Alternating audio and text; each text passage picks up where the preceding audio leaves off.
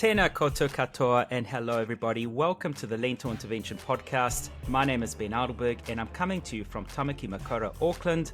Tēnei ka mihi ke te mana, whenua o Aotearoa, and we acknowledge the local tribal authorities of New Zealand. And g'day, I'm Emma Strutt and I'm currently coming to you from Gungaloo country in Queensland. Before we dive into our conversation today, I'd just like to acknowledge the traditional custodians of country throughout Australia and their connections to sea, land and community. The Lento Intervention is an Australasian educational and advocacy platform dedicated to raising awareness about the current climate and health crisis. And on this podcast, we invite guests to chat about topics that will inspire you to take action to improve your own health and the health of the planet. So please subscribe to and share this podcast and visit our website for the full show notes. And don't forget to buy us a coffee if you'd like to support our work. Just a few episodes prior, Season 3, Episode 9, we had a fascinating chat with Dr. Jack Santabarbara, who spoke about the current predicament we find ourselves in regarding energy use and our limits to growth. I feel like that was Chapter 1, and what we're about to do is take a deep dive with a sequel into the world of renewable energy. That's right. So today we'll be talking to Professor Simon Michaux, an Associate Professor of Geometallurgy at the Geological Survey of Finland, working in the Circular Economy Solutions Unit. With degrees in physics and geology and a PhD in mining engineering, Simon has been involved in a number of high-profile research programs and has a very strong interest in modelling energy systems. He's recently published an incredibly comprehensive and very long report assessing the extra capacity required to completely transition away from fossil fuels to alternative power systems. It's not as straightforward as the media coverage makes it appear. So there's a lot to cover today. Simon, thank you so much for joining us. Hello. So it is very nice to talk to you guys. As it turns out, I talk to people all over the world. And I'm talking to about, I don't know what I'm up to now, is it 4 or 5 groups in New Zealand? It's like the people in New Zealand are actually prepared to have the conversation in ways that the rest of the world isn't. So, I'm very happy to work with you because what I need to be doing is working with people who are prepared to meet these challenges. And it starts with a conversation. So I'm very happy to talk to you guys. And we're very privileged to have you on here for a number of reasons. One of them is you're lacking a tremendous amount of sleep. You did a 2 a.m. presentation this morning to University of Queensland. You, like you say, you do a lot of presentations. I remember seeing one of yours about a year prior. I think Dr. Mike Joy, who's a regular on our show, was part of that. Let's start off with a little bit about who you are. Tell us a bit about your background. You are Australian, I believe, Yes, but currently in Finland, and there's a whole bunch of stuff that's happened in between. Tell us about that fascinating journey to start with. So, all right, my basic degree is Bachelor of Applied Science, Physics and Geology. The original plan, I've gone through many, many plans and they all fail, which is why I've bounced around. And so the original plan when I was training for science was to work in a nuclear power plant. And when I was an undergraduate, and this was, 1992, Indonesia was going to build, I think it was a planned 6 nuclear reactors. And so all the people in physics degrees thought, great, we can get employment. And that didn't actually happen. So anyway, Bachelor of Applied Science in Physics and Geology, I managed to get attach myself to a research group at the University of Queensland called the JKMRC. And I was involved in the research in comminution and rock breakage. I worked for 18 years. I did my PhD at the JKMRC in blasting. I used to physically blow up rocks in a mine site in Indooroopilly in Brisbane. In Indooroopilly? And so, yes, so it was a mine site. We're allowed to do it. And so according to the law, we're allowed to do it. And it was a very small amount of explosives, and there was a lot of perception management with the neighbours to make sure that they were all cool, and frankly, they didn't even hear it. That's next door to Toowong, and I lived in Toowong. Yep, right. That's mind-boggling. Okay, right. There's actually an old silver mine in Indooroopilly, and it's still there. Wow. And so the University of Queensland has got it as a training exercise, and it goes to a couple hundred meters underground. and there's an open pit. And so it's now a world-class research centre, and they do very good work. And so, anyway, I was in the Australian mining industry for about 18 years, where I was doing research and development. It was industry-funded research. A lot of it was confidential, and to try and sort of research and develop better ways to do mining, especially associated with the crushing and grinding of rock, energy consumption thereof. So there was a lot of that. Then I did I joined a geometallurgy project. And so for 8 years, I was part of the Amira P843 projects, which was what we now call geometallurgy, which is the blending of geology and mineral processing. Then I joined the comminution research. I left university, joined the private sector for a bit. I worked for a company called Asenco for a short time, supporting feasibility studies. I learned a lot about how the private sector really worked. Like I was talking to regularly corporations at an executive board level. And some of the stuff I saw really shocked me, actually. Because when you're in university, we're trying to do the best we can to get the best technical outcome. But in the business sector, they don't necessarily do that. Like they could be just trying to drive up the share price. It was a little demoralizing, actually. So I left, and then the mining industry crashed in 2013, 2014. People like me were all on the street at the same time, and well, not on the street, but we couldn't get jobs. And the only jobs that I could actually get at the time was I was a labourer on an organic farm in Mount Tamarind when I was living, and I was mowing lawns for rich people, and I was a furniture removalist, carrying pianos in the rain. I did that for a year, and so for a year my qualifications meant nothing, and my professional contacts meant nothing, and so I had to, at the age of 42, I had to actually labour and keep up with 20-year-olds, and while it was tough, it actually cleaned the head, because I went back to the people who were, there were some people who didn't get laid off, and so I went back to visit them from time to time, and they were terrified, but they were institutionalized, and they could not envision reinventing themselves. So for a year, PhD stood for post-hole digger. And so, Mum didn't like that either. Anyways, so I'm really, the information I was collecting at the time, this was the information that I present, I've been collecting it since about 2006, right? And it's been apparent to me that the mining industry in particular, but the entire industrial ecosystem has a series of blind spots that was driving it off a cliff. And they were incapable of seeing it, let alone discussing it, let alone doing something about it. So I decided to leave the Australian mining industry, and at the time Australia was getting more and more difficult anyway. And so I went to Europe and got a job at the University of Liège, and I joined up working on the circular economy, and I was learning industrial recycling, where we had all these cool projects. And one of the ones I really liked was they had these robots sorting trash. Now, I wasn't part of that project, but I got to watch it happen, and it was cool.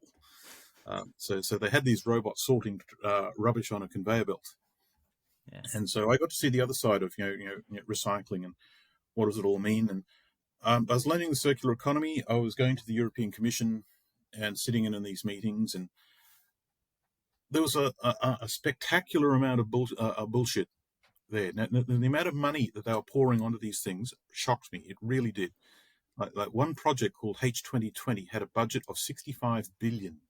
With a B, and a vast amount of money. And they were supporting about 400 universities across Europe.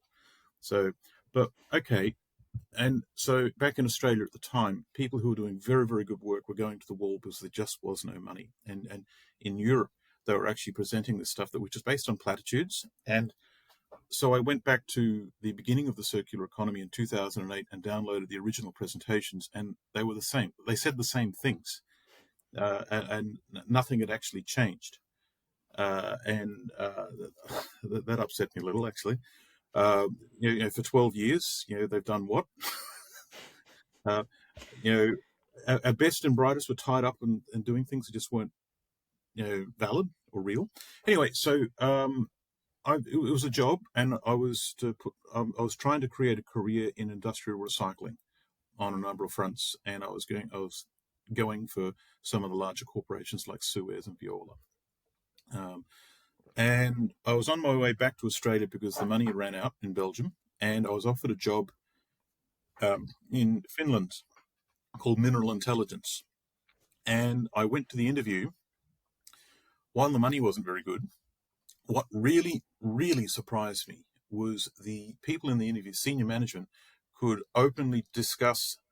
I could discuss with them some challenging information. Like I would give them a throwaway line of tasks. I said, "What do you think about this?" And they say, well, "What do you mean?"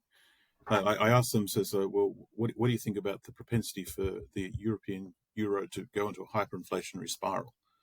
And sovereign debt funds, that's so. What do you mean by that? And so I was able to talk to them about that, and they go, "Yeah, we do see those problems." And so instead of being told to be quiet and never say this in front of a sponsor, which is what often happened in Australia, don't say anything that might disrupt the flow of money.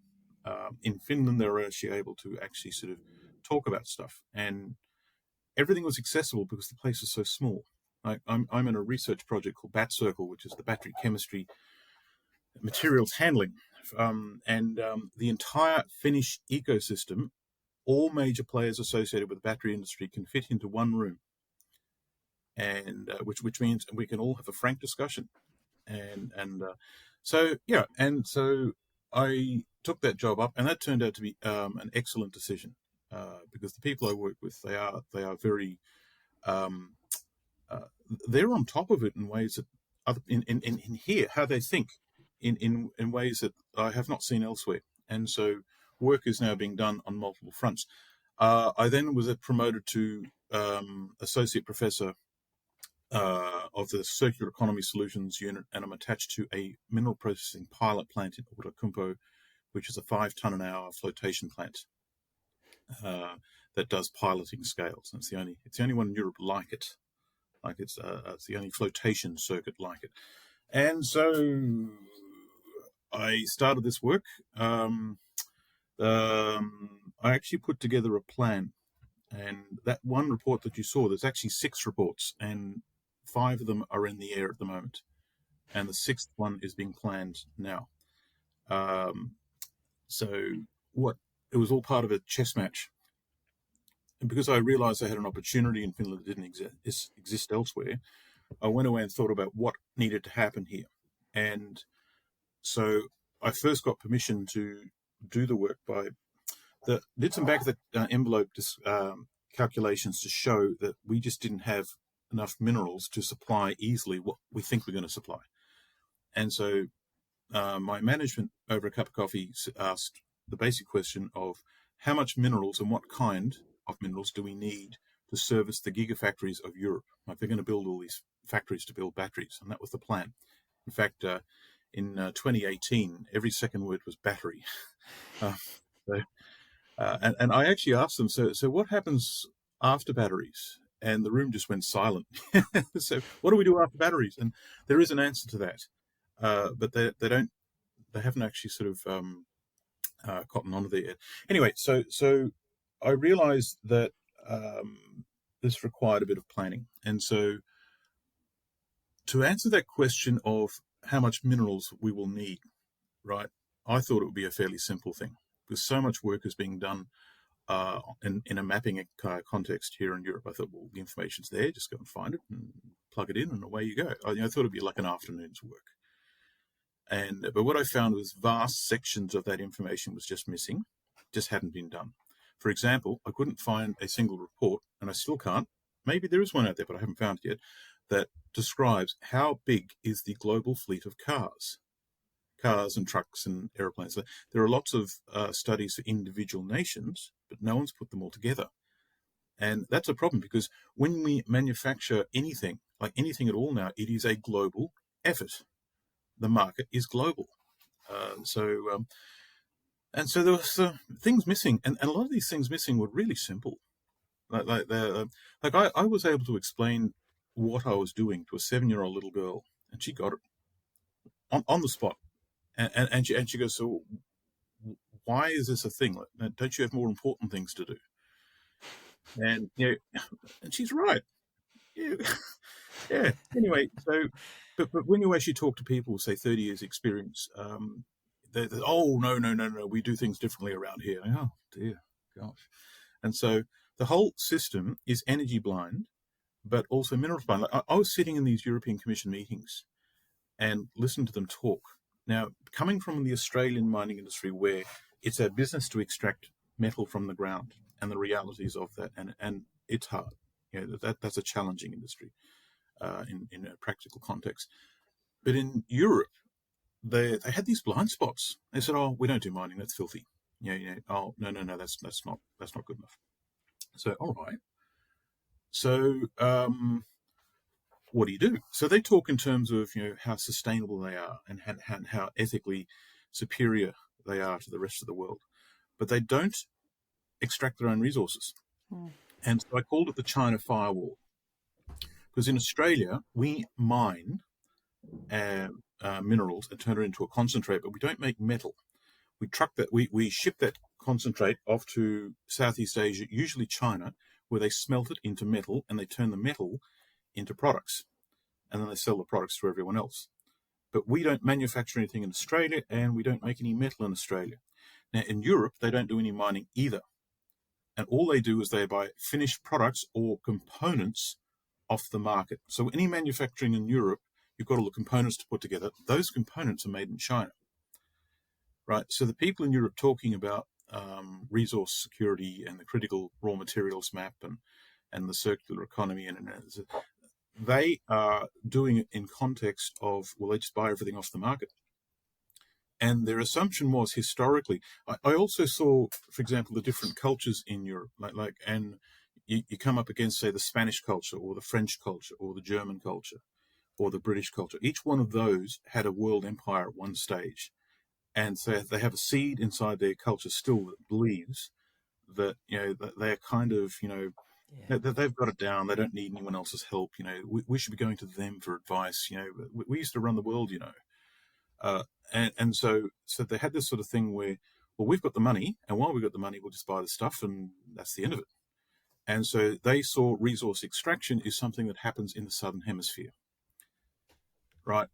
Not our problem. So it was, and so China was the firewall between the two. Now, while they were talking about circular economy and everything, they were literally talking in circles, literally. It took a bit of discipline not to lose my shit, because I'd just come from a very difficult situation to a situation where money was being thrown around, and for the life of me, I couldn't work out what it was for. Because in the private sector, if you're not providing value of some kind, you're going down. Not only are you going down, but everyone attached to you is going down. So you have to be on top of things, and you have to be productive. And any problems need to be sorted out, because if we don't do it, because this is when layoffs were happening and the mining industry was shrinking, and it was all very stressful. But in Europe, at the time things were just sort of floating around, and it really blew me away. So that actually helped me understand that there were a series of blind spots within Europe. They weren't being foolish as such, as that they actually literally didn't know, and they didn't understand. So the circular economy started in 2008, and it started as an action. What they realized was that they were dependent on raw materials to support certain industries, businesses, right? And those materials were coming from somewhere else, mostly China, right? And so they were concerned about keeping those businesses alive. At their point of genesis, they weren't concerned about the raw materials at all. And that actually has reflected how things are going on. They see it as a business enterprise evolution. Now, the Chinese also have a plan. Now, that plan is something which, if they actually understood it, at the time, for example, if China controlled everything, shouldn't we go and look at what the Chinese are doing and what do they want? And there was this reluctance to do it. They said it's like they didn't want to know. It was like they were terrified of what the answer might be. And so I did my own research, and I went and found someone who was actually in China, and she was able to help me download the relevant information from the Chinese government websites and how things worked in China, and that was an education. And so I found this plan called Made in China 2049. Actually, my friend Meng Chung found it, and she's since presented a few things on that. But her work is top notch. So what the thing of resources is a problem, and every country in the world is quietly jockeying for position. Europe has a plan, the United States has a plan, and so China has a plan. But the plan for China is they want to own and control everything industrial on the planet, right? So if you want to engage in any way, like if you want to buy a computer, a car, a microphone, your headphones, anything like that, or involve any sort of commodity or material that requires industrialization to make it, you've got to do business with the Chinese in some fashion. So all wealth and all resources flows into China like a Hunger Games society architecture. We've got the capital. Everything flows to the capital. And so if there's not enough to begin to go around, they're going to make sure that the Chinese will resource and the rest of us would have to make do with what's left. That's their plan.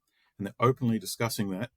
And to this day, most of the people in Europe I talk to have no concept of that. They vaguely understand that there is a plan, but they're reluctant to look at it, and meet the challenge head on.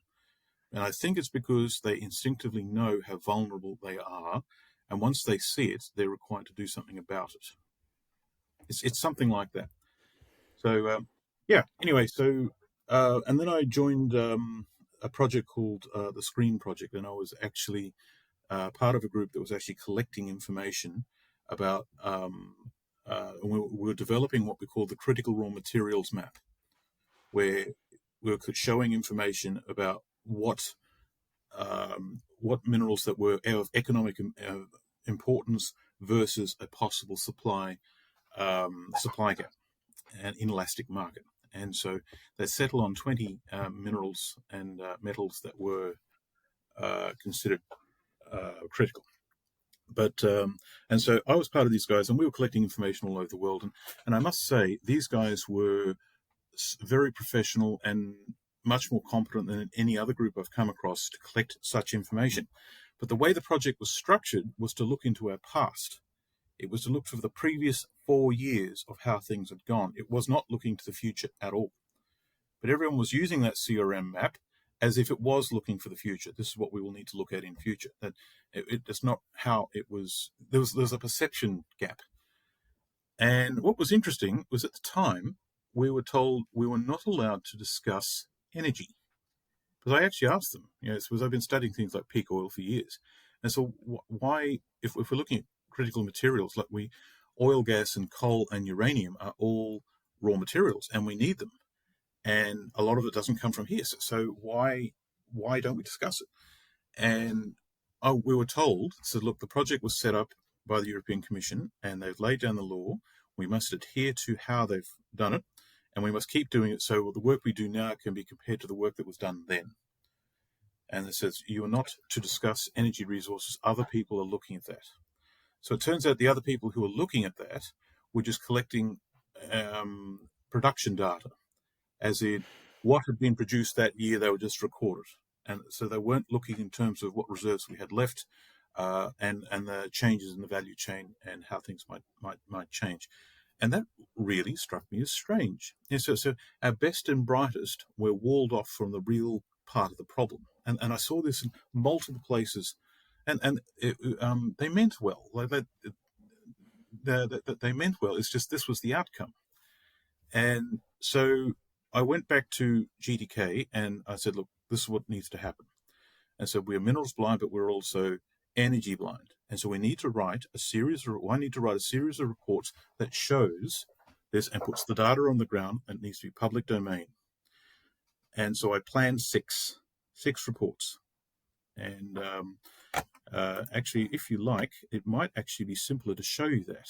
Now, to our listeners, we do not apologize because this is a fantastic opportunity. We will be taking snippets of this podcast, putting it on our YouTube channel. So what we are seeing, you can see yourself. But fear not, Simon, you will make sure that we describe and talk through these Yes, slides. that's So right. yeah. So what I've got here is I'm describing the plan. This was the last 5 years. It is actually worthwhile doing this. By the way, I mentor students and train students, and one of the things I tell them says, because they often say, sorry, I'm so sorry. And I said, no. Not only are you not sorry, you're going to do it again.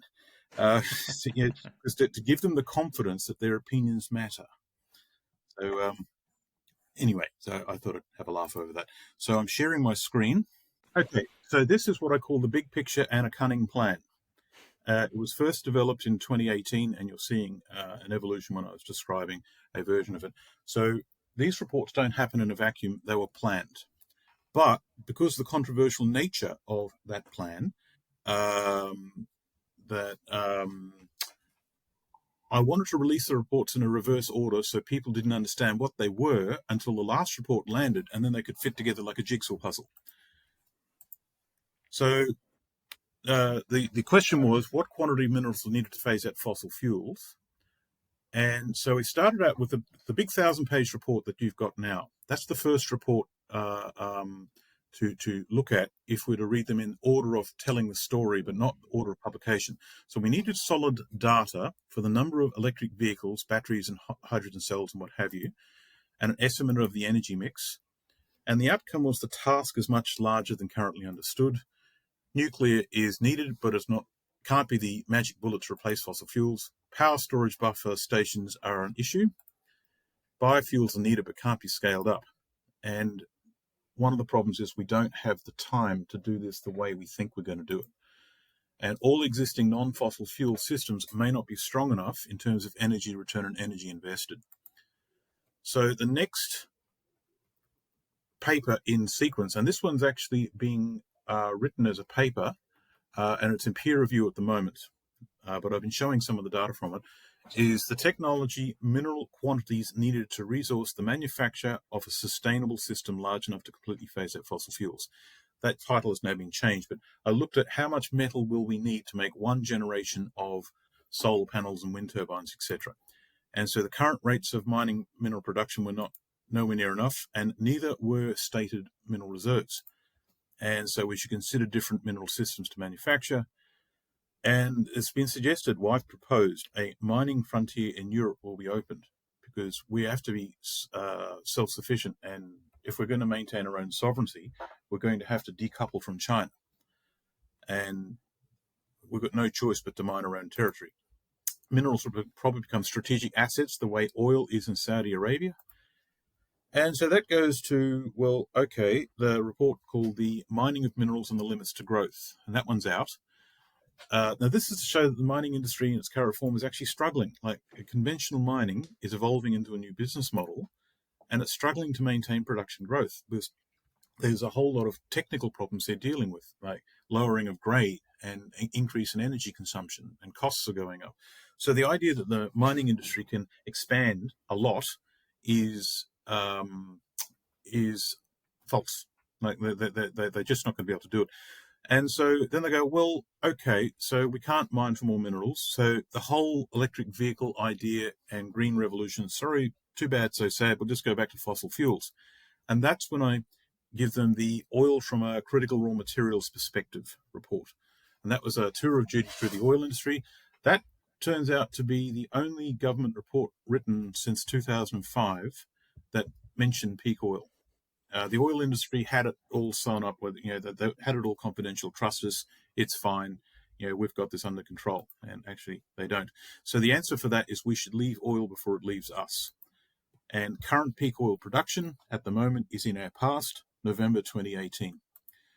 So those 4 reports were to go to a point where, we've got the 5 stages of grief. So the people reading that will go they'll rocket up and down the 5 stages of grief, and they'll go, up to the point where they actually understand. And so then there's this black window here. They need to understand that the EV battery, H-cell, solar panel, wind turbine, hydro plan is not viable as the final solution and basis of the next era of industrial ecosystem, and is really a stepping stone to something else. And it would behove us to understand what that is. And so at that point, we can have an adult conversation. And as it turns out, that conversation is now actually being had now in Finland, which is really encouraging to see. So then they go, all right, smart guy, fix it. And so I put together this report called Restructuring the Circular Economy into a Resource-Balanced Economy. The circular economy in its current form is not going to work. It's not practical. It has structural flaws. And so I see it as a stepping stone to something else. And so I've made a counter proposal of how we might change, how we socially change, how we manage our material resources in an intelligent fashion. So it's the start of the development of a more sensible resource stewardship and management system. It's a holistic interaction between the industrial ecosystem, natural resources, recycling, and the planetary environment. But it doesn't look at the energy systems. And so I'm writing a book personally called The New Electric, and this has not been released yet. But when I was doing the big 1,000-page report, I did a tour of duty through all energy systems, and I found a whole lot of unconventional stuff from our past. Like when you actually looked at Nicholas Faraday's original notes in electrostatics, there are a few things there that we could have gone down. So it's an unorthodox and not accepted by mainstream science, but it is published in the literature. And it's a completely new energy paradigm. And it's the only visible response to the energy problem. So what's in here is things like, well, what was Nikola Tesla actually doing? What was he actually doing? How might it have worked, and how might we use it? So there's a tour of duty through all that. Things like 0-point energy and the electric universe, and all these unorthodox ideas are going to be put in one place, and I'm going to release it as a book, and I'm going to publish it personally. GTK said, all right, we're a geological survey, and we're not going to let you publish this because there's no industrial scale data to support what you're saying. And that's fair enough. So I'm now going to do it personally. Anyway, so that is that was the plan. So that plan has now come to a close. The sixth piece of work is recycling. So now that we know we've got the number of units and their metal, so if we make an estimate of how many solar panels and wind turbines are going to come offline each year, as in to be decommissioned, if we were to recycle them with current technology, how much metal could come from that? So they were put through a thermochemical simulation platform called HSC, and we'll do a series of simulations. Things like wind turbines, the blades have no recycling solution, so they landfill them. The blades get landfilled. So imagine 30,000 wind turbines a year for the next 50 years. How much landfill that's actually going to be. So anyway, so the idea was to work out how much metal can actually come out of recycling and how much waste plume will come out of those recycling systems, and compare that against the amount of metal required to replace those units in the first place. And that'll give us the true relationship between mining and recycling once the system is stable. And so when that comes to a close, that will allow me to develop the next plan. Has been developed. It is yet to start up, though. That's the next 5 years. Well, starting the end of next year, maybe. Can I jump in with one quick question? Because you're looking at the relationship between the mining and the recycling. Yep. What about the energy required for the mining? Okay, so that's embodied energy. That is a layer that is not in the calculations at the moment, and it's on the list of things to do. There's a whole raft of things that are missing. For example, manufacture uses an enormous amount of fossil energy as a feedstock. Most coal and gas goes into manufacture, and that's, if we knock out gas and coal, we've got no substitute for that at the moment, right? Because they need to generate heat, and so that hasn't been thought of. And so we may have a situation that when we phase out fossil fuels, we might actually phase out a lot of manufacture at the same time with no substitute. So that's missing. But the embodied energy and the complexity, I call it thermal entropy. The thermal entropy associated with, say, an ingot of magnesium metal. or aluminium. Aluminium's got requires a lot of electricity to produce. That has not been done, and that's going to be a reasonably complex piece of work to make the point. So work done in the future might be, for example, to make a single wind turbine, all the components to it, like where do they come from all over the world and what's the embodied energy. You sum that energy up, and the back of the envelope calculations at the moment show that the energy to create the materials and then manufacture the wind turbine and then get it into place is actually more than what that wind turbine will generate across its life cycle when it's then taken away. And so we're in this sort of phase at the moment where the true costs of everything that we do are not completely understood, and there is a reluctance to understand them because we've got it easy at the moment. We are depending on fossil fuels, this cheap, abundant energy source, and it's actually allowing us to do all sorts of things. Are we swayed by the greenwashing effect, the perception to be doing good? Yep. Like you say, it takes more energy to create a turbine than what it generates. But hey, look at the perception that the Scandinavian countries have, Denmark, Sweden, all these wind turbines out, and it must be such a green culture, so environmentally friendly. And what you've spoken of is how much is externalized. They don't mind, they preserve the environment, but hey, let's harm the rest of the world to do that. So Australia suffers because they export it, and so on. So is that a big issue, in terms of who you present to as well? Is that the bigger concern, is how they're perceived? Is it being power hungry, wanting to stay in Parliament because you seem to be doing the right thing, but not really? So yes, everything is actually outsourced, and so you've got this social blind spot where they don't understand the true impact of their actions. So all our actions and decisions are done in isolation. We don't know where our materials come from, and we don't know what happens to them when we throw them away. We assume the free market and market dynamics will just fix everything, and hands off the wheel, it's all too hard. We should let the market tell us what we need to do. And that is intellectually very lazy, but this is actually how we've been conditioned to think. But what that means is the whole system will collectively grind to a halt once certain feedstocks become unavailable.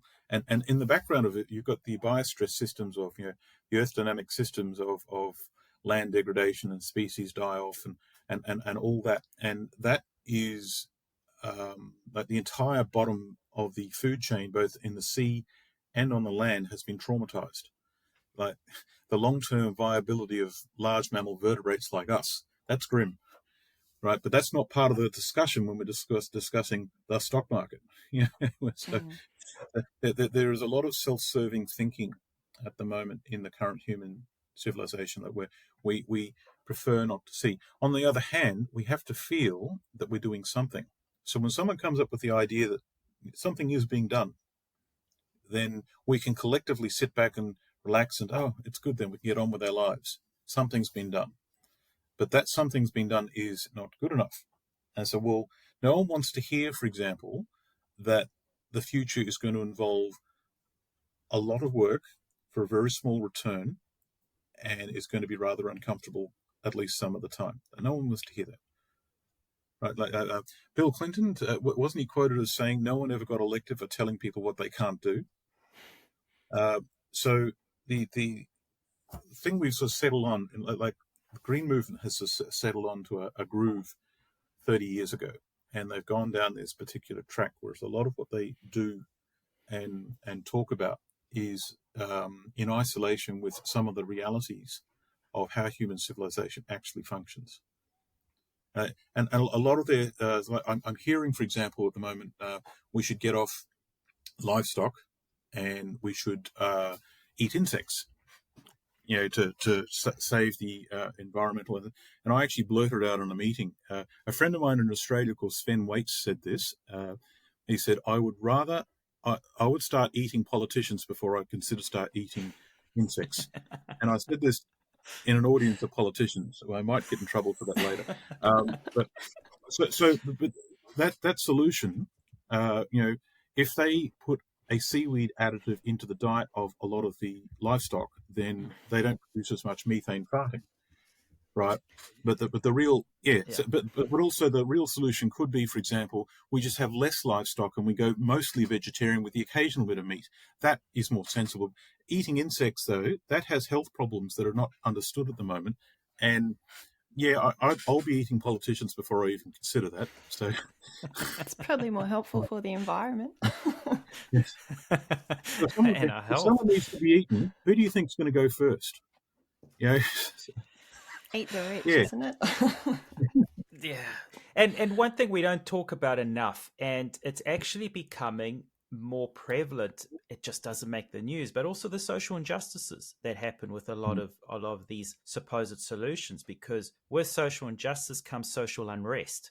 And with social unrest, we don't need to say now which countries start, flexing their muscle, and then you start having all sorts of other repercussions and wars, global wars, and so on. So, and we know that a lot of wars are based on, they're resource based, aren't they? Yes, they are. Traditionally water, but now it's all about minerals and all sorts of other components, and I think that's going to become more prevalent as well. So that's a reality. And a country like New Zealand, Australia as well, then you have to deal with a lot of refugees, and there's so many implications. So it's not, it's complex. It's very complex. So in my oil report, let me share my screen again, because I did a report on the oil industry, right? And there's a window, and this is actually a chart in it. And what I've done here, where I've put every time that there was a war, right, for the last 39 years, or prior to the actual report, I stated the oil reserves. So the columns on the left are the countries that actually were a battlefield subject to military strikes and troops on the ground. So we've got Iran, Iraq, and Kuwait. And then under that, countries that have been subject to economic sanctions. And again, Iran, Venezuela, and Russia. They've all been subject to economic sanctions. The column on the right is the aggressors, who was doing the invading. And so we've got the United States, Saudi Arabia, and they're linked to the 1973 petrodollar agreement. Iraq, prior to 1991, was actually an ally of the United States. Canada, the European Union, and the United Kingdom. And in those columns, I've got how many of those countries are peak oil literate. The answer is all of them. And then all of those countries are actually together in one big alliance.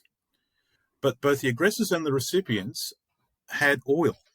So the recipients had 44% of reserves, 27% of production, and 6.8% of consumption. The aggressors had 37% of reserves, 42% of production, and 42% of consumption. So what's happening here is, as we approach peak oil, who controls the oil industry? And so that explains most wars, not all, but most wars in the last 39 years. It's an open and blatant resource war. They don't talk about that, but there it is. It's out in the open. It's like the quiet part said out loud. And there's a strong interest in Australia at the moment too by the US in terms of expanding our mineral and metal mining, isn't there? Because we want to become less reliant on China. It's very political. Well, from that list, interestingly, that one country, China, is missing from that list, and we know how much they want in on that action. And that's but they don't need in on that action because they've got all the precious minerals for the renewal. So the Americans have one strategy to control, or the West had one strategy to control the oil in the petrodollar empire. So the Chinese have been for the last 20 years developing another strategy, and they don't use military aggression to do it. They use economic warfare, right? And the fact that they're using industrial capacity. They're the only ones on the planet that can do certain things. And so they're behind a lot of the construction of all the larger industrial sites across the planet, and they own a lot of them. And they're doing things like they'll go and purchase a port. Like the Port of Darwin, for example, was leased from the Australian government. They're doing those sorts of actions. And so it's almost by stealth. So it's like the Western approach is like the game of chess, where we're trying to decapitate the enemy king. We're going to take out the enemy king. Whereas the Chinese approach is the game of Go, where they're trying to take over as much territory as possible quietly. And once they've got it, they're not going to give it back. Yeah. It's not just Taiwan and Hong Kong. It's the Asia Pacific Islands and so on. And there's been a lot of that in the media at the moment. So there's a lot of discussion, for example, about what the Russians are doing here at the moment. And it's all about they think they're going to invade and they want to expand the territory. But in a low energy world, the more territory that you hold, the more energy you've got to expend in doing so. So you need a damn good reason to do it. So in my opinion, the Russians have already won, as in they have gas, they're self-sufficient in food, and they've got nuclear weapons, but they also own the gas pipelines, which means if the nations around them want that oil and gas, it's got to come through their pipelines. So in a non-linear post-energy world, it's not about how much territory that you hold, so much as the influence that you can gain. Because now nation states will then have to pay a very high price, and not just money, in exchange for these energy resources. And if peak oil really was in 2018, all fossil fuels are now much more valuable and they have to be reevaluated, right? But to do so is a breach of international law, right? So the game the Russians are playing, and it's my understanding that the Russians have just restructured their currency into an asset-backed currency. The ruble is now asset-backed, and it's the first one in 50 years. But that takes years. But at the same time they've done that, they invaded Ukraine. And what does the West do? We hit them with every economic sanction we can dream up. And the problem is those economic sanctions are also a breach of international contract law, right? And so while the Ukraine war is happening, and so the Russians then 2 days after they've done that said, okay, you've now got to pay for our gas using Russian rubles. You can buy it any time you want, but you will do it in our currency. Whereas in 1973, the United States convinced the rest of the world to purchase all oil had to go through the US dollars. So they forced the world to buy a commodity using a currency and an energy commodity at that. So we've gone from the oil and the US dollar to ruble, the Russian ruble and gas. And I think it's a temporary thing. But what the Russians have done is forced a situation where their post-fiat currency that's now asset-backed is now being accepted. And if that is allowed to happen, all other fiat currencies will be under extreme pressure because they're not backed by anything and they're saturated by debt, which is why everyone is so intensely upset and determined to win this conflict. But the Russians have been slow walking the conflict. The longer the conflict, while that conflict happens, the sanctions happen. And while the sanctions happen, we can't go back to the way we were before. Right? And so to me, the war in Ukraine is being held open by things that have nothing to do with Ukraine. And it's actually a function of peak oil is what we're seeing, but at a geopolitical level. Now, that's an opinion, and it turns out a lot of the people around me don't quite see it that way, but that makes sense to me with what I'm seeing. Because now the Chinese are also restructuring their currency. And they want to have a gold-backed yuan. And whether they do it or not, I don't know. But I'm expecting, for example, the United States has not committed any large military presence to Ukraine. They've been sending lots and lots of small arms, but there's been no aircraft carrier strikes. There's been no troops on the ground. There's been nothing serious. And I believe that they have not done so because they know that the moment they commit to Ukraine, the Chinese will move on Taiwan. And that is a real problem. The Americans must respond to that. And so I believe eventually, or at some point, the Chinese will move on Taiwan. And remember I was just saying, what is next after batteries? The answer is semiconductors, because the Chinese and the Americans have been battling for control of the semiconductor industry. The Taiwanese happen to control most of it. And if the Chinese were able to take Taiwan, they take the semiconductor industry, right? And so that is why the Americans are so adamant that this must not happen. But these are the sorts of moves that are happening, and they're below the surface. But there to me is the controlling parameters of what's happening. And so this, I'm saying, is we are seeing a shift from one way of doing things to another, and energy is at the base of all of it. Now, speaking of Russia's influence, how much is this current war in the Ukraine influencing the rest of Europe, perhaps Finland in particular, because that's where you're based at the moment, in terms of, well, if we can't get gas, or we're not going to take the gas or any of their energy, we need to start looking at other sources. How much has that influence changed? Because there has been some change, hasn't there?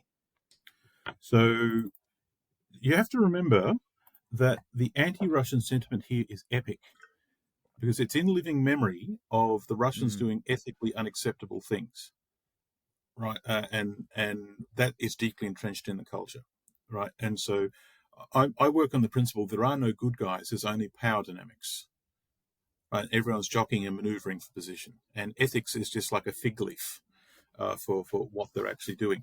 So, if I may share, because I did prepare a slide that I presented to politicians, the following. Hang on, where are you? Okay, so I actually put this slide together about the net position of what's happening in Europe.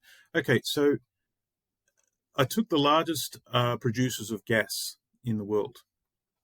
And the largest 7 or 8, and I found that the largest producers also happen to be the largest consumers, right? So when they produce gas, they consume a lot of it domestically. So what actually gets exported, and so then you've got this. The green numbers are the net export. So Russia was exporting 227 billion cubic meters a year, right? But the United States was only exporting 82 billion cubic meters a year.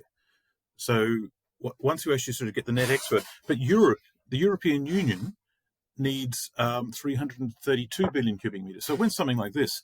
Europe needs 332 billion cubic meters a year. Russia was supplying to the market 227 billion cubic meters, but now that's been taken out, right? So that's been withdrawn from the market. But if we sum together Qatar, Australia, and the United States, right, together, that's only 320 billion cubic meters a year, and that is a shortfall. And to do that, Australia, Qatar, and the United States would have to forego all existing contracts. So they'd have to sort of, reject all existing contracts and then send it all to Europe with infrastructure that doesn't exist. So Russian gas cannot be replaced from somewhere else in the market. And Europe is now in a conflict that has no acceptable outcome. And I believe Russia is attempting to do what the US did in 1973 by insisting on gas purchase with rubles, which is now an asset-backed basket commodity. And winter's coming. Most of Europe does not have gas supplies, because last winter they were all run down, and now they have no gas. Right, and so we get energy shortages, and all the industries. The heating puts the civilian population in a difficult position, but all their industries depend on gas, and so most of the gas that was coming into Europe did come from Russia. So we have already destroyed our economy, and that has yet to ripple its way out, and so these are tectonic moves, right? This is how wars happen. Needs must. But here's the odd thing. The Russians have the gas and we don't, right? So we can't force them to sell it to us in our terms. They're trying to force us to buy it on their terms, right? So how do we get out of that? But the anti-Russian sentiment is amazing. It's the Russians aren't liked or respected at all, and there's historical reasons for that. So Europe finds itself in a very, very difficult position. But I also think that most nations around the world are going to go through some version of this in some form. We just happen to be going first. So on that then, I mean, you've made it quite clear in your report and a number of the presentations that I've watched that we need an unprecedented amount of metals and minerals, and it's not going to happen. But what about other options like biofuels or nuclear? Like, what's your opinion on nuclear fusion, for example? Because it always seems like it's 5 to 10 years away, but they've been saying that for about half a century. So So, what are the logistics around that? okay, so I do have some information on that. In the big report, I actually did look at both of those. So let's look at biofuels first. So this is in the big report. So let's take 1 year's consumption for petroleum products, gasoline, petrol, diesel, marine fuel, and jet fuel. So if we were to replace that with biofuel, and if we did it with the most efficient way possible that we've got at the moment, which happens to be soy and corn. So that is actually the arable land needed to grow that for what we need as a substitute for the year. And there's a calculation associated with that. So here's a chart for land use on the planet at the moment. 70% is ocean at the top.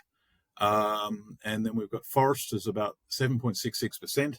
And the red square we've got here is our arable cropland. So the biofuels is in competition with that red there. And that's how much land we would need, arable land, to grow biofuels. So it's in direct competition with food production. It eclipses what we have, and it's about the equivalent of what forest is left on the planet. So that's unlikely. So here is our arable land use so far. So we've got an unprecedented amount of arable land being used at the moment because of our population. And we're just not going to be able to produce enough biomass to make enough biofuel. And then there's the water problem. So if we were to water, they're very water intensive, those crops. So this is the water needed. So there is the water, 2018 global annual freshwater withdrawal is on the left. And on the right is the amount of water we would need in an annual context to irrigate those crops, fresh water. And this is what we're drawing from the water system. So what this is showing is the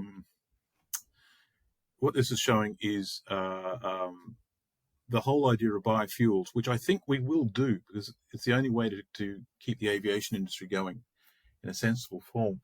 But we've got to have an intelligent conversation about what can we withdraw from the environment and why. So everything needs to be put on the table and discussed. But the idea that biofuels can just save us as a magic bullet, that's not going to happen. That brings us to nuclear. Actually, before we move on to nuclear, you got any questions about biofuels, about how this is calculated? Well, I was just going to add in that a lot of our listeners will be familiar with a lot of the similar issues here with intensive agriculture farming. The amount of water that we're using, the amount of land that we need, and land that we're still native land, forests, growth, and so on, that we're clearing. That's just for the food we're eating. Now, you're compounding this with biofuel, and as you've said, we just don't have the land. Yeah. It's pretty clear. So if that's to become a solution, something's got to give. That's right. Very quickly. So then I had a whole lot of information collected on things like the deterioration of the biosystems, like species die-off and land degradation and acidification of the oceans and all that. And so all of those things need to be brought to the table all at the same time. Mm. So what we're basically saying is we've been growing without limits, or cares to those limits for some time, and now we're hitting planetary global limitations. All right. What about the net energy return on biofuels? So that's interesting. It's the energy return on energy invested is between 0.3 and 0.5. But when you actually I looked at algae, the use of algae to make biofuels, and that had a negative energy return on energy invested. Like for every 1 calorific unit got out of it required 10 to produce in the first place. Like, it's very negative. But the corn and soy has a very small positive energy return on energy invested, but it's well below what's needed if we are to be a sensible society. Hang on, where are we? So this is energy return on energy invested, and this is how we traditionally show it. So this is the net energy cliff. It was actually developed by one of the guys on the oil drum, which, those discussion groups, while they're just some guys on the internet, they did actually do the starting seed work for a lot of this work, and I was one of them, but I consider myself an amateur compared to what those guys are doing. Anyway, so the dark grey is the net energy for society, and the pale grey across the top is the energy consumed to gather the energy. So if you're actually consuming, let's say you've got 100 units of energy that you're going to extract with, say, oil back in 1900. And so, all right, we needed 1 unit of energy in versus 100 back. That's pretty good. But for biomass, to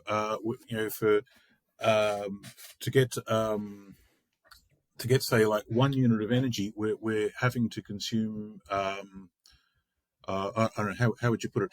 So the energy return on energy invested is around 0.5 to 0.1, and in some cases is negative. So you're up around the 90s for 100 units coming back. Now the two bars there, for society to have economic growth, this is something that Charlie Hall came up with. Energy return on energy invested of about 11 to 1 is required for society to function as it is now. The second bar is 7 to 1. That is for our very, very basic needs, things like sewage sanitation and potable drinking water and stuff like that. So society needs energy to function. A lot of the renewable energy systems sit below that. So the energy return on energy invested for oil has been declining since the 1950s. And the gas, that peaked again in the 1950s, and we're well and truly in declining. Coal is the only fossil fuel that's increasing. But coal is carbon, so that's a problem. And so energy returns for fossil energy all summed together peaked in 1960, and we're on the downward slope. This is the idea that fossil fuels are on their way out. I've got to play devil's advocate here, though, if you don't mind, because when we covered this topic last time about the limits to growth, there were some questions raised about the role of technology. And I know we've seen technology advances in many industries, including renewables and batteries, I suppose, to some extent. Your data makes it very clear, but I've just got to ask the question. There are some experts out there that claim we could potentially be powering the world with renewables within 10 years if the political will was there. Yes, I'm sorry. Yeah. Yeah, basically, the question is, do you think it's possible for technological advancements to actually bridge the gaps in what we have at the moment? So I do have an opinion here. That opinion is not a very popular one. So I worked in research and development of mining for 18 years, and all innovations are very small step changes. So mining it tends to be a lot of capital involved, and it's really hard to actually sort of get even incremental improvements. So technology is able to advance in leaps and bounds, but it's been able to do that in the past because it's had easy credit, but it's also on the assumption we have unlimited energy and unlimited mineral resources to support that technology development. So what those experts need to understand is we need to see an evolution, leaps and bounds evolution in where we get our metals from. We have to somehow source our metals, lots of metals, with either low energy, or we find an energy source that is so fantastically large it doesn't matter anymore. Now, so the idea, so what I'm saying here is commodities like oil and copper, for example, behave very differently to technology. So the idea, for example, is metal price goes up, or the price of oil goes up. That will make that will encourage more exploration into areas that were previously unviable economically. Right, therefore, more economic resources can come online, and supply and demand will regulate, and more resources will come online. That's not how the oil industry has gone. I've actually got some numbers to show that they don't correlate at all. So commodities behave very different to technology, and what I think is driving that is it takes about 20 years incubation time to get a commodity operation going, whereas technology has an incubation cycle of 3 or 4 years.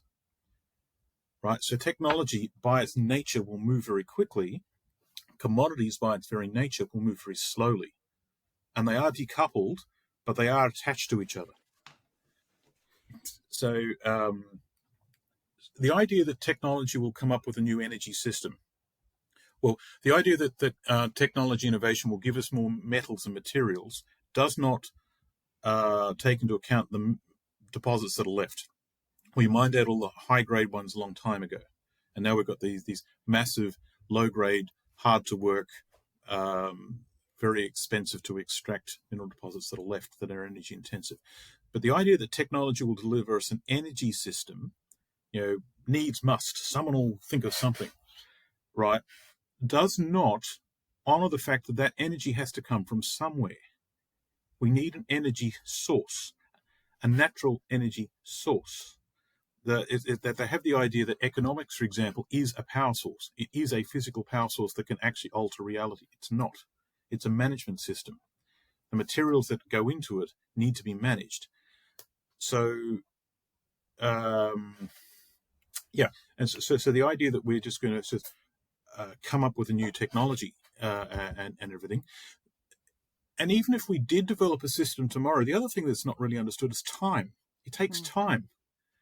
5 years to build a power plant that when we know what we're doing, 15 years for a nuclear power plant. It takes 15 to 20 years to open a mine after the deposit's been discovered. It will take an enormous amount of time to develop that. So the sheer volume of metals we need to do this completely scotches the idea of any kind of efficiency gains at all. And this is something we need to come to terms with. So, society as it is at the moment is, we talk about advancements. We talk about needs and wants. Right now, as an example, every year Apple has a new model, a new phone model. Yep. We must have it. Every brand is trying to, to remain profitable. To remain profitable, you got to keep growing. Just to stagnate, you're not growing.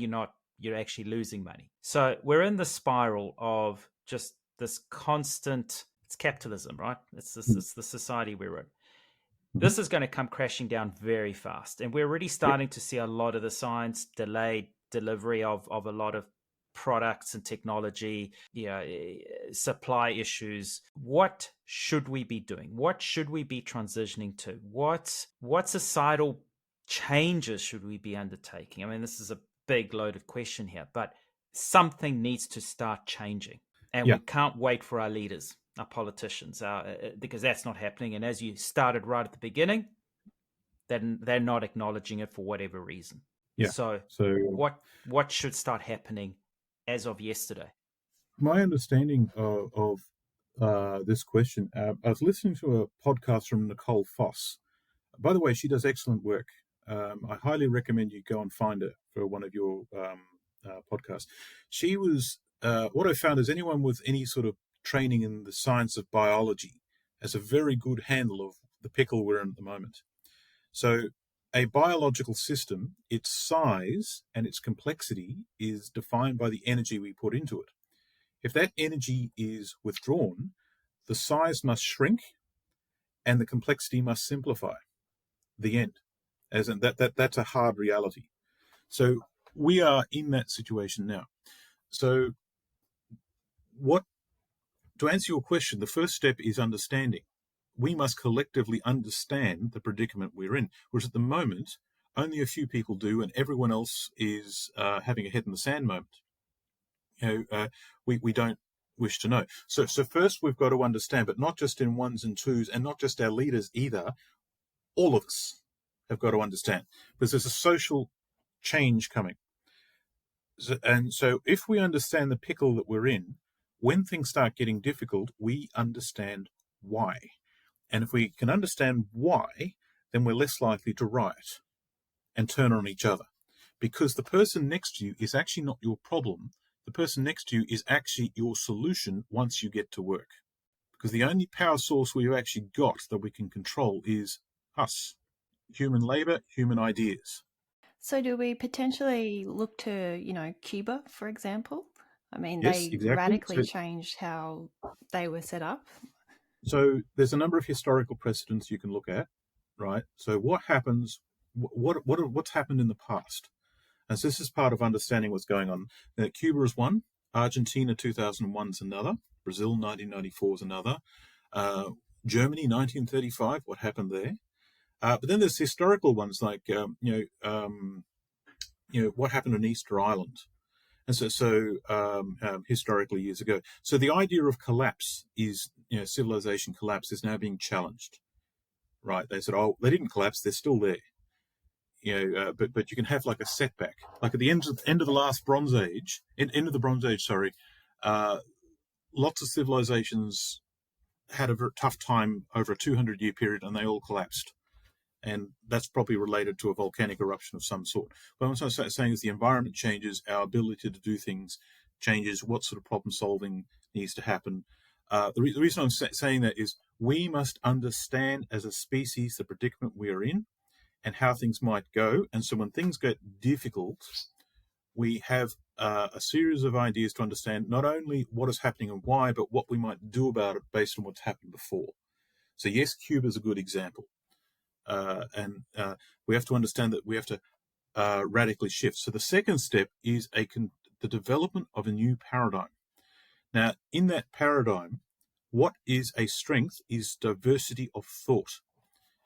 If you look at, say, like the Amazon jungle, you've got literally thousands of different species interacting. And if an external change happens, some of those species will do well in that change and some will not. But whatever happens, the jungle has the solution within it based on a diversity fashion of what works and what doesn't. We need the same way in terms of sustainability. In fact, that's also what happened in Cuba, where you had like the amazing variability of how they would approach. And so in results on the ground, what worked, what didn't, can we learn from each other? And it's going to be messy, it's going to be organic, but we have to make a new paradigm. Then I think what's going to happen is society will split into 4 groups. Right. Group 1 is the people who will defend the status quo right to the bitter end. They don't want to hear about it. We've all seen them. We've all met them, these people. There's nothing you can do about them. So we've got this thing called free will, and you can't force someone to think something or to do something. So you can't talk to them, and you can't reason with them. So wish them goodbye and leave them behind. Bye-bye. And so things will get increasingly difficult for them. Don't be there when they finally realize that. Group 2 are the people who are going to say, all right, we've now got a problem. The situation's changing in a needs-must kind of way. We are now going to look at what do we need to deliver what society needs. Where do we get our food from? What about, potable water? Heating if we need it to survive. How do we do that? How do we maintain our emergency services? Things like that. How do we hold society together in a shifting environment? And we're going to see some amazing problem solving there. And that's going to be possibly the largest group. Group 3, a small proportion of people that they're like a subsection of Group 1 almost, where they realize everything's gone sideways. But they're not really prepared to be part of the solution. But what they will do is go Viking. We're going to go and take stuff. And we're going to see that at the nation-state level. We're seeing a bit of that now on the nation-state level for the last 10, 20 years. We're not going to create anything new, but we're going to come and take your stuff. And those people are going to have to be managed. And the 4th group, the people who said, well, we would now like to make a society to new limitations that actually maintains our existing knowledge and wisdom. but we're now going to build and construct a society using that knowledge and wisdom. But it's going to take 60, 70, maybe even 100 years to do, to achieve that. And so the people engaged in that work will work hard, but they may not actually even see the results and fruits of their labor. And there'll be a subsection of group 2. Right, and so I think we're going to split into those 4 groups in terms of paradigm, and each of those groups will just do their own thing, and and then they'll band together into groups, and they'll try and sort of get with it. I think, for example, the most successful units could be the small town, or up to say like 50,000 people or 100,000 people, because it's small enough from a metabolic and entropy point of view to function in a relatively low energy context, but you've got enough people there who can actually band together into working groups and do stuff. I think we're going to go back to something, a combination of 1880s level technology with regular examples of 1940s technologies. We're not going to make a transistor, and we're not going to make a microchip in Australia or New Zealand, but we could do something like wind an electric motor, and we could start casting metal parts ourselves with relatively simple metallurgy. We're not going to be able to resource these really complex mega factories that you see in China and in South Korea. And so the technology will be simpler, and there'll be rare examples of modern technology, but there'll be much less of them. And so everything's going to be a big old mess and a mix. And so I've got trouble in 7 sectors. And I believe those troubles will have a pain threshold, and we'll see them in an order. First thing we'll see is trouble in the financial front. Our financial systems are virtual, and they can go any time, and we're well and truly over our skis on that one. So now, normally what happens when we have a financial meltdown is we just replace all the politicians, and then we make all sorts of excuses, and often we'll have a nice relaxing war to actually go off and create some more economic activity. And we all promise never to do this again. But this time round, when we have a financial crash, we're going to have an energy crisis at the same time, peak oil and what have you. So now you've got the problem of we can't use a lot of energy, so we can't expand. We can't go off and do a big industrial expansion to create economic value because we don't have the energy. So now we're in a situation while our economic systems are in trouble, we've now got a situation where energy systems are in trouble as they are, and we've got to go and find a solution. And our solution at the moment is the green revolution, things like solar panels and wind turbines. At that point, we're going to find that we don't have enough minerals or time, right? And that's actually quite clear in its current form. So while we have no money and depleting energy, we've now got the idea that we don't have enough minerals to mine to make these systems for everyone. Now, it's the only plan we've got, so we're going to do it. But what it means is the systems will be much smaller than we think they are. And our alternative systems that don't require energy are going to have to be developed. So then the 4th sector is, we've got problems with the industrial agriculture sector. For every 0.8 cubic meters of soil, for every bushel of wheat being sent to the market, 0.8 cubic meters of soil is being sterilized through poor industrial agricultural practices. And also the waste runoff of the use of petrochemical fertilizers is overloading the phosphorus and nitrogen cycles on the planetary scale. So we've got industrial agriculture in its current form is not sustainable, and there'll come a point when we have to actually change what we're doing. And the only solution that I can see on the books at the moment, what they think they're going to do is genetically modified organisms administered by AI robots to do the farming. And that to me is the equivalent of the petrochemical revolution in the 60s.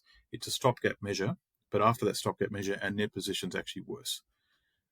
So small-scale organic is probably the only way to go there that I can see at the moment, done many times. That's a pretty scary thing to suggest. Like, most people at the moment don't grow their own food. They just don't. And we get it from the supermarket. but we have to get to the point where most people will grow their own food, and so that's going to be quite a disruptive change in its own right. So the sector after that is manufacture. Our supply chains are very, very complex. They're all over the world. Our technology is very complex, and it's dependent on ease of transport. So let's say there's a case study in Scotland where they were fishing salmon.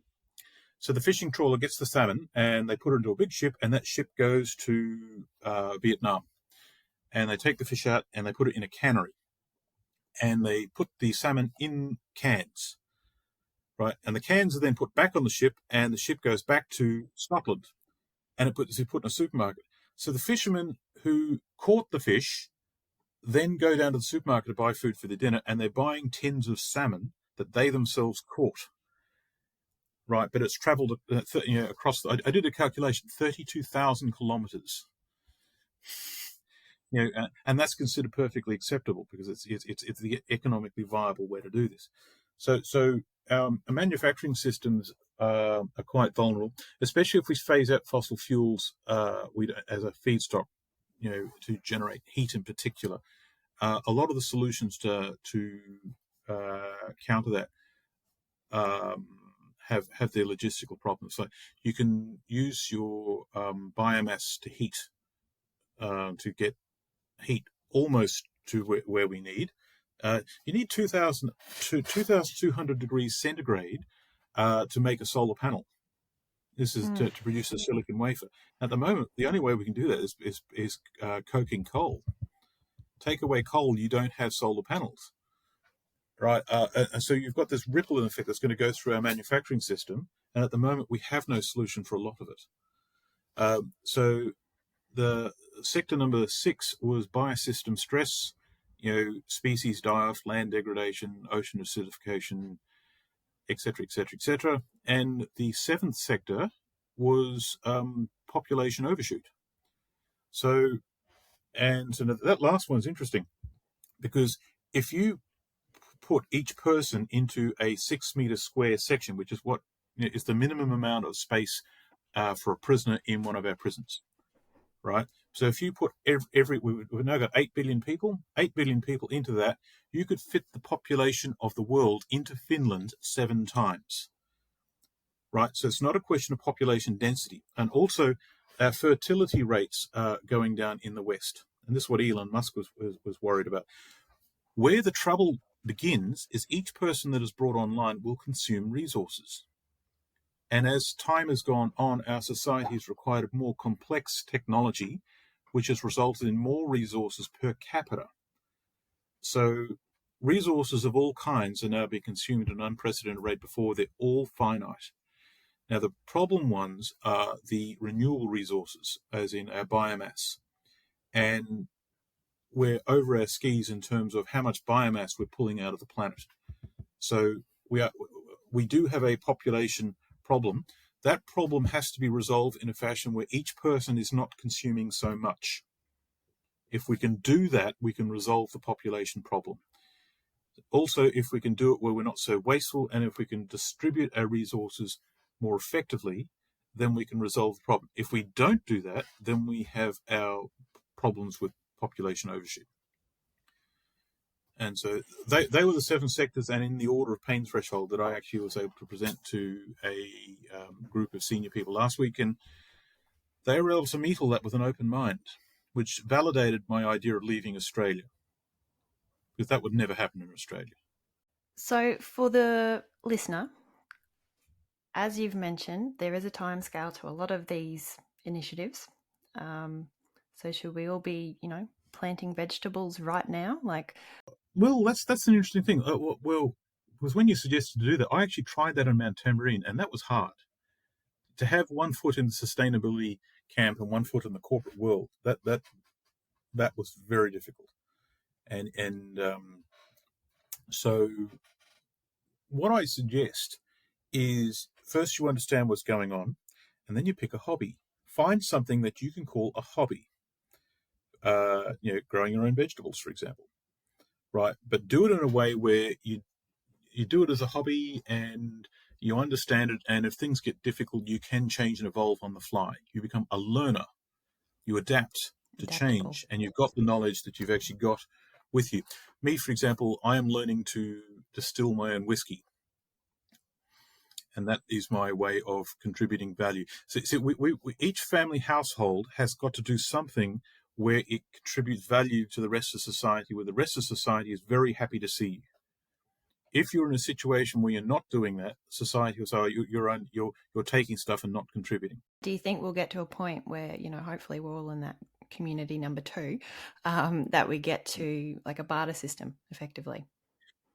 So I believe a barter system will rise because that's what happened historically, right? But our society at the moment is way too complex to run on just that. So we're probably going to have a barter system, and we're going to have a currency system sitting on top of that, but the currency system is going to be fragmented and not as consistent. So you're going to have problem-solving tools in your, to access the multiple things. It's not going to be any one system that you're going to depend upon. Sometimes you'll be bartering. Sometimes you'll be engaging in the currency system, whatever that is. And that currency system, at the moment, we can't go back to physical money either, because our current system requires fast transactions over a wide distance. We're now geared to need that electronic transfer. So the nature of money, what is that? I don't know the answer to that. Does that mean we stop doing things where we're transferring over large distances, or do we develop a way where currency can be trusted again? And the word is trust. So I think the idea that society will change, and instead of being isolated, at the moment we're a family unit and we don't tend to talk to our neighbours much. And we're encouraged to be individuals, which makes us very dependent on the system at large. But the idea of communities in general is going to be, I believe, a very successful strategy. It won't be the only one, but and the idea, for example, that we can help each other. If you, for example, had a hobby of growing herbs, and you had a knowledge of how to turn those herbs into useful things like medicinal products, or you could make soap, or something as simple as that, and then you can trade that with someone else. If you really couldn't be asked growing vegetables, make something else that you can trade with, and give them a box of soap in exchange for a box of carrots or something. I don't know. Bottle of whiskey. Yeah. Well, the whiskey is actually it'll be seen as something that is valuable, but also the ability to produce alcohol, which means is very valuable industrially for all sorts of reasons. And you can do things like you can sterilize things, and it will have its uses. So that and if you pick a You hobby, rationalize how you want it. Just keep making the whiskey. However you sell it. It used to be horse and cart. When I was in Australia, I had a Clydesdale stallion, and everything was horse and cart, and that was it dominated the lifestyle. To keep that operation going, it was very, very hard, and it got to the point where I wasn't able to do it properly anyway. And so my first attempt at doing that didn't work. I had my second marriage come apart in that environment too. My wife at the time did not. She sort of understood why all this sort of stuff was necessary in the beginning, but when nothing happened for a couple of years, she goes, "Yeah, I'm sick of listening to this." And and then when the mining industry crashed and the money ran out, I lost my family as well. And so I came out of that and thinking, right, well, okay, so whatever I do now, it has to be on a smaller scale, and I have to be able to say I'm doing this because I like it, and there's a reason for it. And so that's how I'm sort of approaching all that now, and so developing the ability to adapt and learn and understand, and find like-minded people and talk to them and listen to what they say. And I found that with the sustainability stuff, like the Group 2 stuff, that went through several eras of development. The problem solving in the beginning proved very quickly to be inadequate, and so I went through several generations of it. And I think we'll find the same thing with this as well. So there is no one solution, no magic bullet. But take an interest. And so if you take an interest, when things get interesting, you have the luxury of not panicking or not behaving as programmed. And COVID has shown us that, how society can behave. Simon, we're so conscious of the time so far. This can carry on for hours on end, but I think we need to land this plane, so to speak. So we're absolutely privileged to have sat through this and listened to fascinating insight from yourself, the experience, the wisdom that you bring to this.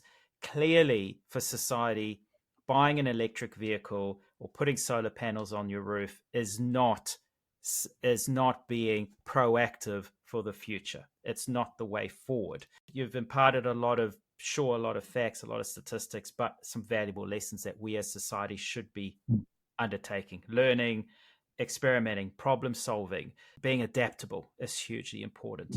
This diversity of thought concept that you've put forward is hugely important. So it's not about individuality. We do always say that, each one of us, a little thing we each do amounts to something bigger, but we need to collaborate and we need to move forward as a community and as a society. So thank you so much for your time and the amazing lesson you've given us. A lot of food for thought, excuse the pun, and drink on the side. Thank you so much, Simon. We really, really appreciate this opportunity. Welcome. Thank you for listening to the Lentil Intervention podcast. If you found this interesting, make sure you subscribe and share it with your friends.